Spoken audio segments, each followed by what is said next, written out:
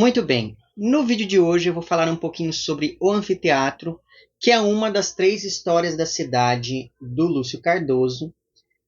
O Anfiteatro é uma novela publicada em junho de 1946, que é o mesmo ano de publicação de uma outra novela do autor, para a qual já há vídeo aqui no canal, que é uma das três histórias de província, intitulada A Professora Hilda, que foi publicada em agosto de 46 e que é a última, então, dessas três histórias de província que eu comentei no ano passado, nesse especial Lúcio Cardoso, porque, como vocês sabem, já há algum tempo, acho que há uns 2 anos, sempre no mês de agosto, eu faço vídeos dedicados apenas à obra desse autor, porque ele faria aniversário no mês de agosto. Então, para poder iniciar os trabalhos desse ano, eu resolvi começar aqui com o Anfiteatro.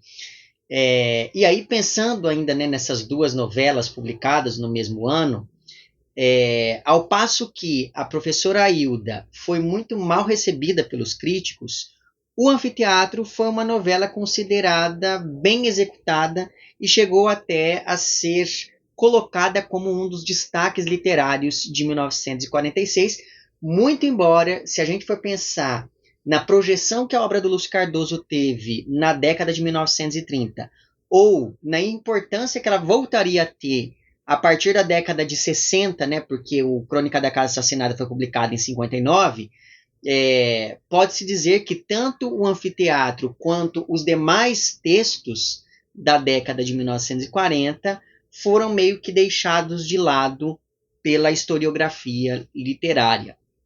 Né? Então, a década de 40 é uma década em que o autor ele se dedica quase que inteiramente ao gênero novela, muito embora ele publique alguns textos na imprensa, ele também escreva um pouco para teatro, mas ainda assim, digamos, grande parte da publicação cardosiana da década de 40 é voltada ao gênero novela, e aí a gente percebe que há ali um deixar de lado dessa parte da produção do autor ainda hoje. E ainda pensando nessa novela sobre a qual vou falar hoje, né, que é o Anfiteatro, dentro do panorama maior da obra do Lúcio Cardoso, como um todo, eu vou aqui estabelecer alguns comentários em um primeiro momento que visam elucidar, apontar alguns elementos que aproximam o Anfiteatro de outros textos do autor, principalmente lá do Crônica da Casa Assassinada, que, como eu disse para vocês, é um romance publicado em 1959. Aliás, eu vou deixar na descrição do vídeo o link para duas playlists. Uma onde constam todos os vídeos que eu fiz sobre a obra do Lúcio Cardoso e uma outra dedicada apenas à Crônica da Casa Assassinada, porque eu li esse livro conjuntamente, já faz uns 2 anos também, deixa eu pegá-lo aqui para vocês. Então há uma playlist separada só sobre o Crônica, e eu vou deixar também uma outra dedicada a essas outras obras do autor. E aí eu vou aqui elencar alguns elementos mais gerais, e depois eu vou focar em algumas semelhanças específicas entre o Anfiteatro e o romance de 1940 e 59.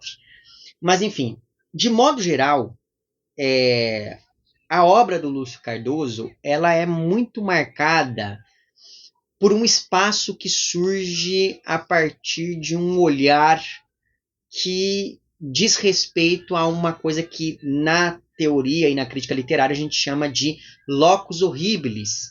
Então há sempre essa ideia de que o espaço representa de alguma maneira algum tipo de ameaça. E esse espaço, como locus horribilis, ele não apenas parece ter vida própria em alguns momentos, e talvez o Crônica da Casa Assassinada seja o melhor exemplo disso, como também esse espaço parece influenciar negativamente as atitudes das personagens. Tanto que o narrador aqui de O Anfiteatro sempre descreve a própria casa usando adjetivos ligados à imagem da morte, como se a morte fosse uma presença física que o perseguisse pela casa. Então veja, a casa, que é um lugar onde a pessoa deveria se sentir segura, é sempre associada aqui há uma imagem de intranquilidade, há uma imagem de hostilidade. E essa presença de um espaço penumbroso e ligado ao gótico também está presente, por exemplo, em Maleita, que foi o primeiro romance do Lúcio Cardoso, que ele publicou lá em 1934. Isso também aparece, ainda que não de maneira tão presente, aqui em Salgueiro, de 1935. Isso aparece também aqui na Luz do Subsolo, de 1900, do subsolo não, no Subsolo, de 1936. E aparece também em uma das novelas, em uma das histórias de província, que é uma novela publicada em 1940, chamada O Desconhecido, além, é claro, de aparecer aqui também no Crônica da Casa Assassinada. E também vários contos do autor, essa ideia de um espaço tenebroso, de um espaço perturbador, é algo muito frequente na obra cardosiana e está presente aqui também nesse anfiteatro. Além disso, outro aspecto que liga essa novela às demais produções do autor é o fato de a narrativa já começar com alguém morrendo, e mais especificamente, essa morte ser do patriarca da família. E, aliás, a morte literal ou simbólica do pai é algo que sempre está presente nos livros do Lúcio Cardoso, e geralmente é a partir dessa ausência que o mal se inicia ou se consolida. Então, talvez esse pai seja, no fim das contas, uma das máscaras de Deus, já que, vamos nos lembrar, e eu acho que isso é muito importante no caso desse autor, vamos nos lembrar que o Lúcio Cardoso era um homem católico. Então, esse olhar religioso atravessa toda a sua obra. Então, talvez essa ausência do pai esteja ligada, de alguma maneira, a essa angústia perante a possibilidade da ausência divina, ou algo que o valha, de maneira que tudo começa, nesses livros, né? Tudo começa em uma família tradicional, só que essa família tradicional vai aos poucos se desfazendo depois da morte de seu patriarca. Além disso, outro aspecto que aproxima aqui o anfiteatro desses outros livros cardosianos é o fato de que o protagonista desse livro está visivelmente enlouquecendo, o que coloca no centro da narrativa temas como a loucura, o ato de tirar a própria vida, a angústia, o desespero e etc., o que confere a essa novela, como no caso de tantos outros textos desse autor, um clima de pesadelo e de delírio, que no caso aqui do anfiteatro é ainda mais forte porque esse é um livro narrado em primeira pessoa. Então nós estamos ali nos deparando com esse personagem que está visivelmente perdendo a sanidade. Então isso afeta na maneira como a gente percebe os eventos narrados. Além disso, nessa novela, como em várias outras do autor, nenhuma personagem é lá muito confiável, seja porque, como no caso do narrador, o pobre coitado sabe muito pouco sobre as coisas e o pouco que ele sabe o está enlouquecendo, seja porque essas personagens sabem da verdade, mas elas mentem de maneira deliberada. E dentre as várias personagens não confiáveis na obra do Lúcio Cardoso, geralmente as mulheres acabam ocupando um lugar bastante central. Então, se há essa morte simbólica do pai, quando essas mulheres ocupam essa posição dentro da casa de poder, a coisa começa a degringolar, digamos assim. Além disso, há aqui nessa novela e em vários outros textos do autor o personagem de um professor que, como tudo leva a crer, tem fama de corromper os seus jovens alunos, e isso já havia aparecido de maneira muito explícita com o Pedro aqui de A Luz no Subsolo. Então aqui o passado desse personagem aqui, desse romance de 36, é um passado meio sombrio, justamente por conta do modo como ele teria influenciado seus alunos em algum ponto da sua vida. E isso volta aqui no anfiteatro. E há também aqui a presença de uma figura estrangeira, no sentido de alguém de fora da família, que vai desestabilizar as coisas a partir da ausência desse pai. No caso aqui do anfiteatro, essa figura é ao mesmo tempo sedutora e demoníaca, e esse personagem se chama Roberto Alves. Só que esse mesmo tipo de personagem também aparece quando a gente pensa na Nina, aqui do Crônica da Casa Assassinada. Talvez ela seja a personagem que melhor traduza esse estranhamento diante de alguém de fora da família, né? Então a Nina é uma personagem que ocupa muito bem esse papel, mas isso também está presente quando a gente pensa no protagonista da novela O Desconhecido, aqui, né, de 1940. Isso também está presente em uma novela que está aqui também no Três Histórias da Cidade, que é uma novela chamada Inácio. Isso também está presente nesse livro aqui, que eu não vou tirar porque senão os outros vão cair, que é um livro chamado O Viajante, que é uma espécie de continuação do Crônica da Casa Assassinada. Enfim, então há uma série de personagens que comungam desse mesmo espaço de representação dentro da obra do Lúcio Cardoso. E aí, já no que se refere a essa comparação mais direta entre o Anfiteatro e o Crônica da Casa Assassinada, aqui na novela de 46, nós temos uma trama que gira em torno de um possível adultério, a armação de um triângulo amoroso, o fato de haver aqui uma mulher que transgride as normas por estar insatisfeita com o lugar que ela deveria ocupar na sociedade, e isso acaba tendo consequências para a família tradicional como um todo. Há aqui também, na novela de 46, a presença de duas mulheres que vão ter algum tipo de embate. Então, aqui no caso do Anfiteatro, essas mulheres são a Margarida e a Laura, respectivamente, mãe e tia do protagonista. E no caso lá do Crônica da Casa Assassinada, essas duas mulheres serão a Nina e a Ana, né? Que são também, respectivamente, a mãe e a tia do protagonista daquele romance, que é o André. Além disso, existe aqui em comum entre esses dois livros em particular o contraste entre diferentes perspectivas e versões sobre o mesmo evento, o que aumenta o clima de incerteza ao longo da narrativa.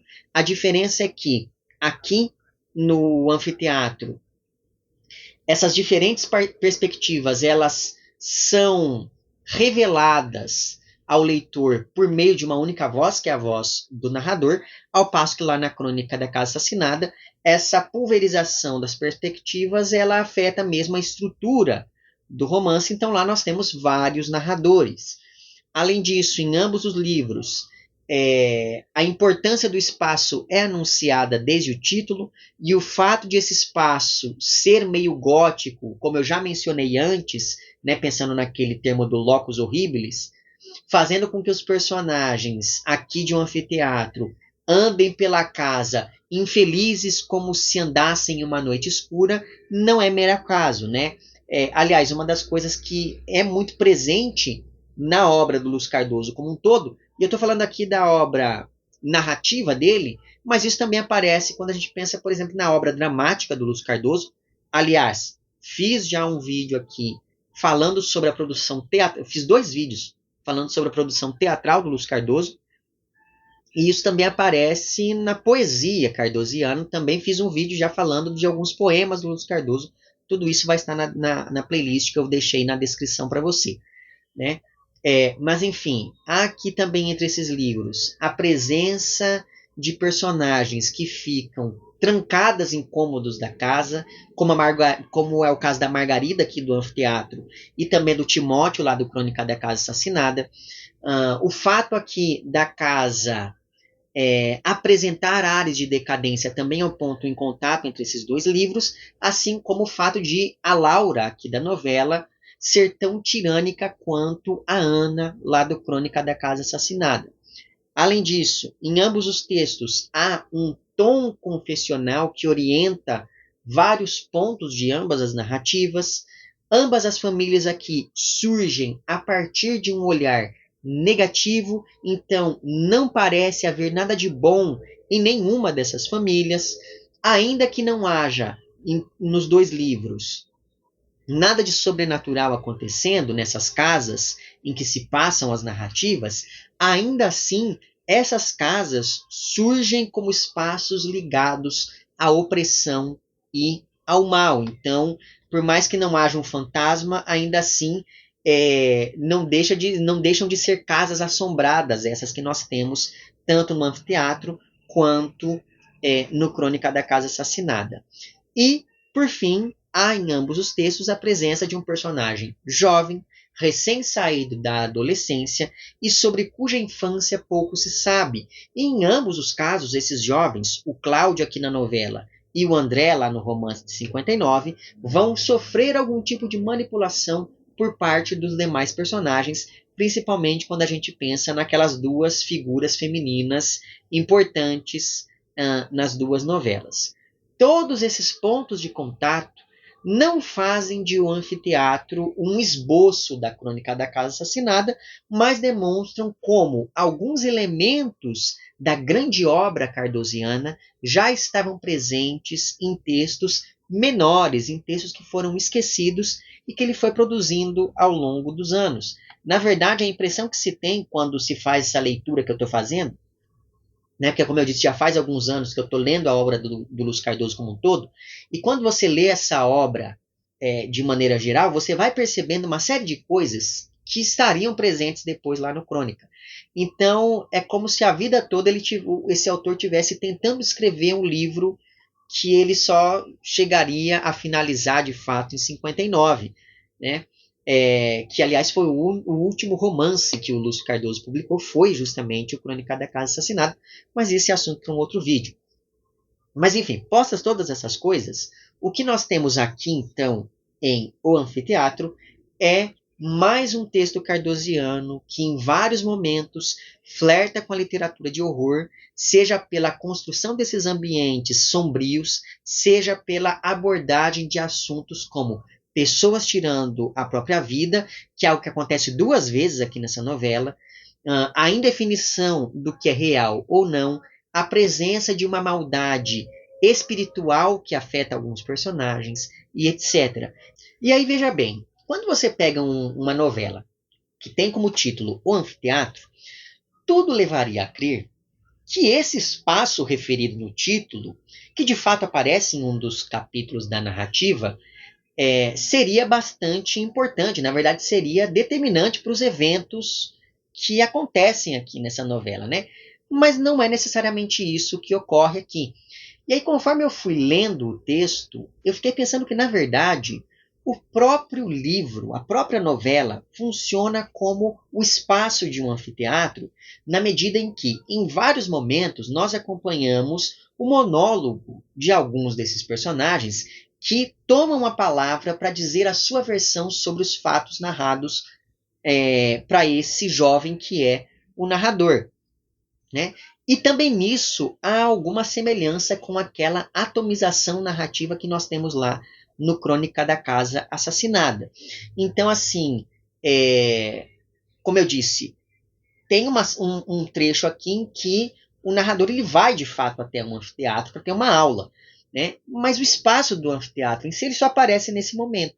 E aí eu fiquei pensando, mas por que a novela se chama anfiteatro, afinal de contas? Talvez porque seja nesse momento em que o narrador ele reconhece um personagem que vai ser importante? Talvez, mas não me pareceu justificável colocar esse título a partir dessa única cena. E aí me veio a ideia de que talvez a própria narrativa funcione mesmo como esse espaço em que os personagens vão sucessivamente tomando a palavra e fazendo ali essa sua performance diante desse narrador, na tentativa de esclarecer ou não alguns eventos do passado dessa família.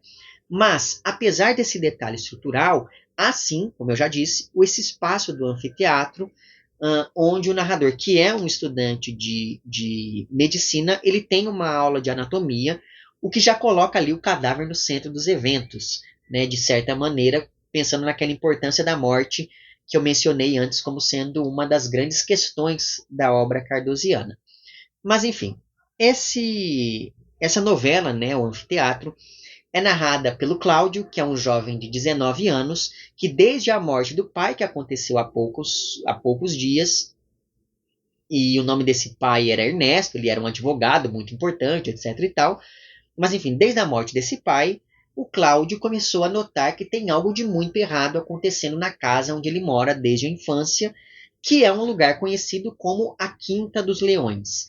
Na verdade, antes mesmo, e aí esse personagem ele primeiro pensa que esses eventos estranhos passaram a acontecer depois da morte do pai, só que aí depois ele vai recapitulando algumas coisas, ele percebe que, na verdade, desde muito antes dessa fatalidade, já havia ali algo de penumbroso nessa casa, principalmente porque, pouco antes da morte desse pai, o Cláudio, ele viu, ele teve um contato com a presença literal da morte, né? Como se a morte fosse uma pessoa rondando essa casa.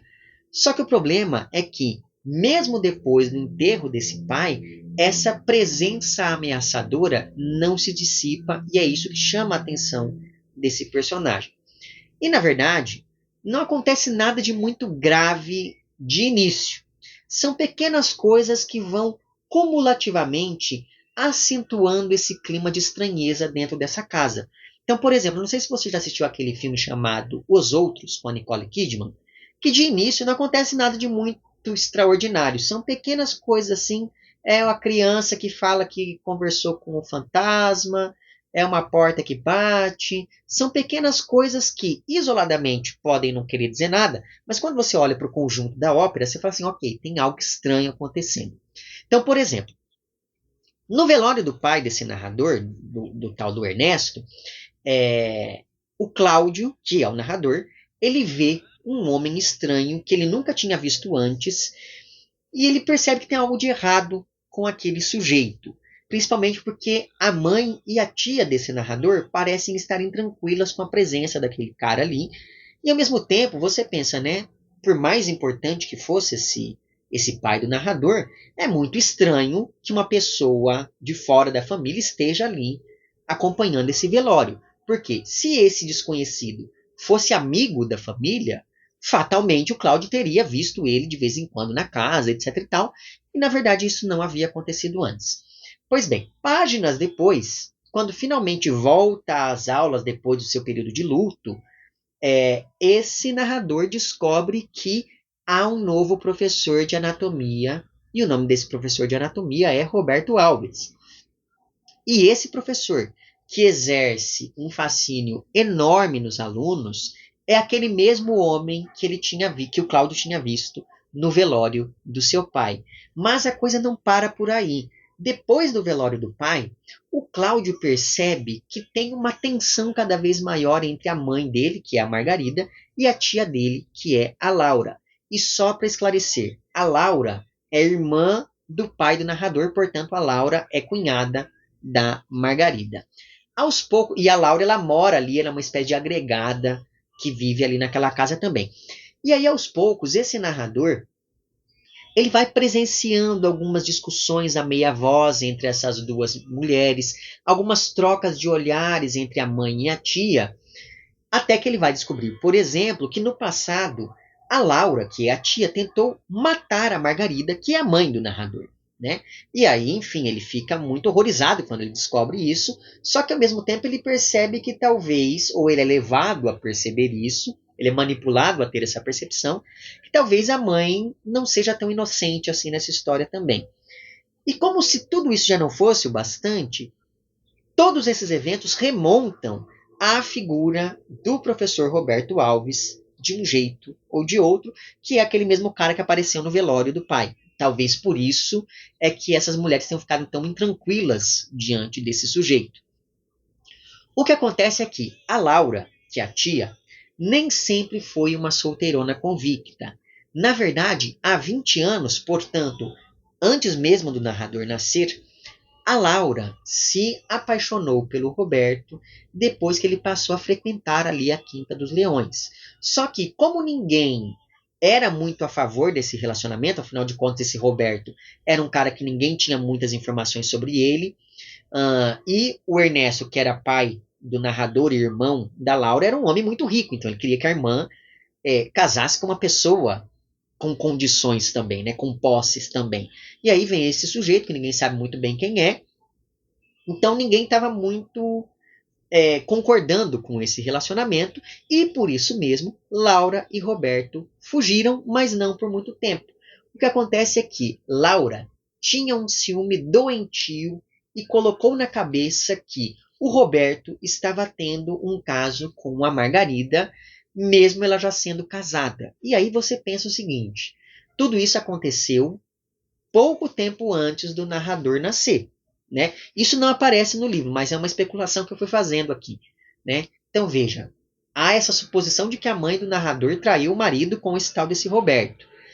E isso aconteceu pouco antes do narrador finalmente nascer, né? Então aconteceu há 20 anos, o narrador tem 19.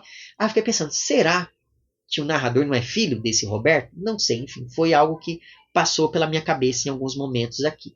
O fato é que, por conta desse ciúme doentio, não só o relacionamento entre Laura e Roberto acabou, como a Laura passou a atormentar de todas as maneiras possíveis a vida da cunhada. E agora que o patriarca da família morreu, a Laura começou a tomar conta da casa, até porque o Cláudio, que era a pessoa que deveria tomar conta de tudo com a ausência do pai, o Cláudio é bastante ingênuo e passa a ser manipulado por todo mundo. Então, por exemplo, a Margarida quer convencer o filho a fugir de casa para se livrar dessa tia, mas ela não explica o porquê das coisas, o que a coloca sob suspeita. A Laura quer convencer o Cláudio de que, na verdade, a mãe dele é uma adúltera e por isso ela não merece ser feliz, já que o caso extraconjugal que ela pode ter tido com Roberto no passado poderia ter destruído a boa reputação da família. E o próprio Roberto quer convencer esse seu aluno que ele, o próprio Roberto, é só mais uma vítima no ciúme ali dessa mulher possessiva que é a Laura. Então, existe esse jogo de manipulação que se estabelece em torno desse personagem, e enquanto a gente acompanha essa espécie de investigação conduzida pelo narrador, tentando entender o passado da família, outras coisas vão acontecendo para acentuar o clima de incerteza e de opressão que ronda esses personagens. Então, as brigas entre a Laura e a Margarida ficam tão sérias que a mãe do narrador acaba se exilando, se trancando na biblioteca da casa, de onde ela não sai mais. A Laura tenta convencer todo mundo de que a Margarida está enlouquecendo e, de fato, parece que ela não está lá muito boa da cabeça. O Cláudio vai se aproximar cada vez mais desse professor que é o Roberto, graças à influência de um colega de curso que vai tomar, e esse colega de curso vai tomar uma atitude drástica, supostamente por causa desse tal professor.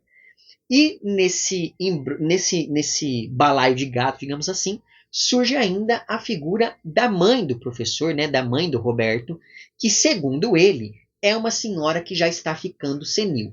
Muito embora, capítulos depois, durante uma conversa com o narrador, essa mesma senhora vai dizer que, na verdade, o filho dela é uma pessoa má que influencia negativamente e manipula todas as pessoas à sua volta.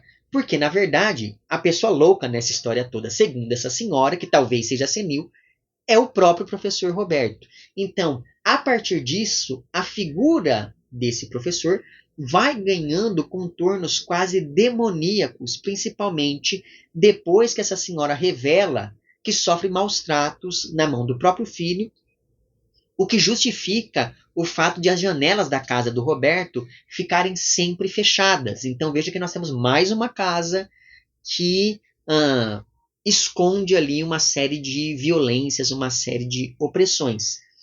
Só que aí, ao mesmo tempo em que tudo isso coloca o Roberto sob suspeita, a gente não pode esquecer o seguinte: talvez essa senhora esteja ficando louca, talvez ela esteja mentindo também por algum motivo. Então, assim, o tempo todo a gente não sabe em quem a gente acredita nessa história toda, porque afinal de contas não há aqui nenhum personagem que seja minimamente confiável o tempo todo. E aqui entra o grande problema dessa novela.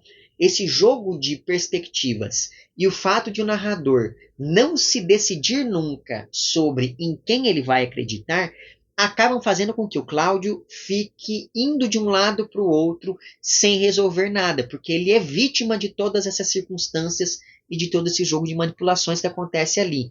E assim, quando a novela termina, a gente não sabe qual das versões é a correta. Se a mãe teve mesmo um caso com o Roberto, se o Roberto é realmente essa figura maligna e envolvido diretamente nas mortes que acontecem ao longo da trama, se a tia tem de fato tanto ciúme assim, se esse ciúme é ou não justificável, se a mãe do Roberto está ou não falando a verdade, etc, etc, etc, etc.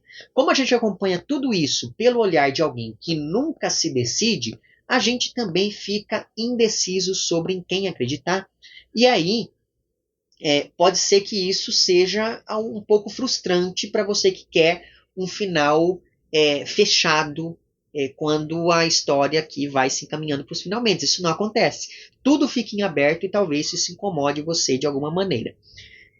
Se você é uma dessas pessoas que não gosta de finais em aberto, né? Como eu não ligo muito para isso, para mim isso não fez muita diferença, mas enfim, o que eu achei muito irritante em alguns momentos é isso, é o fato desse personagem ficar andando de uma casa para outra, e aí ele ouve uma história daqui, ele vai e ouve uma história contrária, ele volta, ouve uma terceira história, ele vai e ouve uma quarta história, enfim.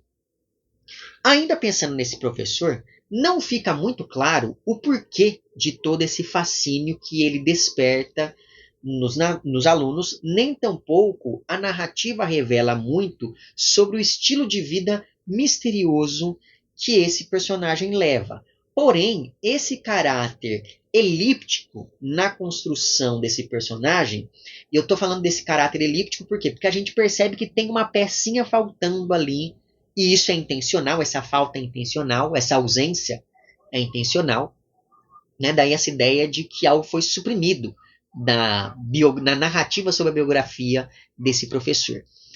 Mas enfim, esse caráter elíptico sobre a vida do professor Roberto faz com que tudo ganhe contornos de um homoerotismo que justificaria muita coisa. Essa história do Roberto corromper os jovens alunos seria justificada por conta desse homoerotismo. A impossibilidade de levar a sério o relacionamento com a Laura seria justificada, porque afinal de contas ele é um homem gay, esse professor, então por isso que ele não se relaciona com a Laura. O fato da mãe do professor dizer que o Roberto vive andando com esses alunos seria justificado. O ciúme que a Laura parece sentir do próprio sobrinho quando o Cláudio passa a frequentar a casa do professor seria justificado.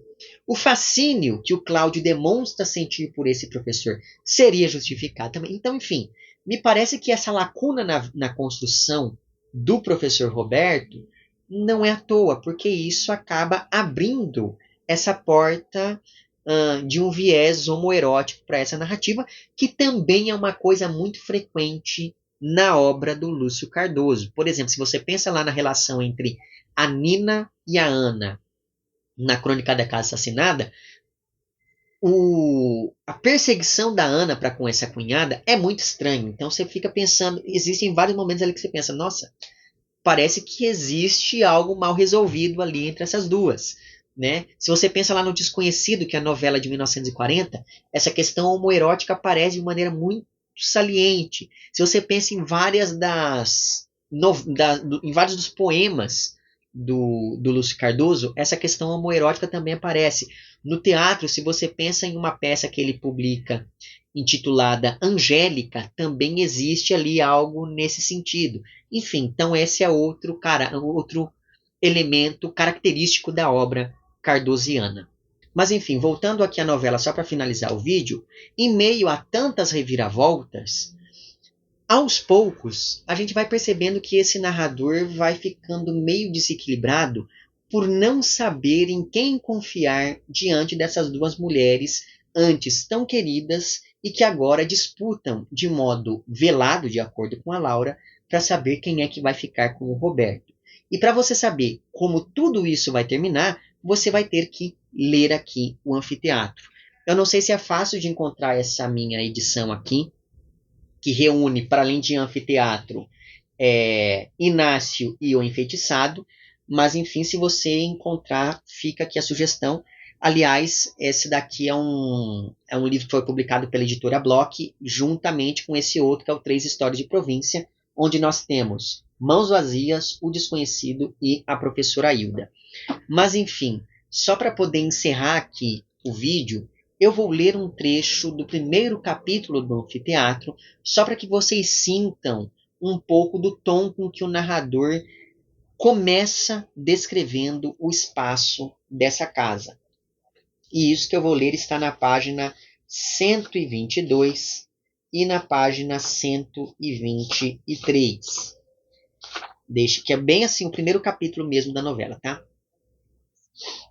O mundo surgia diferente aos meus olhos. Não era mais o tranquilo jardim onde eu passeava a minha curiosidade, mas um bosque misterioso e cheio de sombras, onde em cada canto se escondia uma ameaça. Já agora, coisa alguma conseguia tranquilizar-me. Não reconhecia nem mesmo o que me era mais habitual, e uma inquietante advertência parecia fitar-me em cada objeto onde os meus olhos pousavam. Estendido no escuro, procurava reconstruir no inútil esforço o cenário que me era tão familiar, e a minha velha casa, antes de ser a mesma que eu habitava, parecia destacada e longínqua, como se nela eu tivesse vivido há muitos anos atrás. O terror me habitava como um outro ser que de repente tivesse nascido em minhas entranhas. E aí, pensando sobre essa presença da morte que o narrador passa a ver circulando pela casa, ele diz o seguinte: a morte estava dentro daquela sala e só eu a tinha visto. Só eu. Enfim, fica aqui a recomendação dessa novela do Lúcio Cardoso. Eu não sei agora para qual lado eu vou dentro desse especial dedicado ao autor nesse mês, porque eu pensei em falar também aqui sobre, agora na sequência, né, eu pensei em falar sobre Inácio e sobre o Enfeitiçado. Só que aí eu terminei a leitura deste romance aqui do Lúcio Cardoso, chamado Dias Perdidos, então acho que eu vou passar ele na frente, porque o Inácio e o Enfeitiçado são duas novelas que têm muitas coisas em comum. Elas fazem parte de uma trilogia específica do Lúcio Cardoso. Aliás, isso é outra característica da obra dele, ele sempre fazia trilogias dentro da sua produção. Mas enfim, então pensei em vir aqui para o Dias Perdidos, mas ainda estou analisando para onde eu vou a partir de agora. Enfim, como eu disse antes, eu deixarei na descrição o link para essas outras playlists sobre a obra cardosiana e na descrição constará também o link para o meu perfil no Apoia-se, e assim, caso você queira e possa contribuir financeiramente com esse meu trabalho por aqui, é só você entrar em contato com os planos de apoio e também com as recompensas equivalentes a cada um desses planos. Fica aqui o meu agradecimento às pessoas que já contribuem. Para você que quer fazer isso, mas que não pode fazê-lo financeiramente, é só você mostrar para o algoritmo dessa plataforma que o meu conteúdo é relevante. Então curta o vídeo, compartilhe, comente, etc e tal. Eu só posso vir aqui e falar sobre esses eventos misteriosos que acabam rasurando a tranquilidade da família tradicional, porque há quem contribua para esse meu trabalho aqui, seja essa uma contribuição financeira, seja ela uma contribuição algorítmica. Em ambos os casos, fica o meu agradecimento. Vemo-nos nos próximos vídeos e um amplex.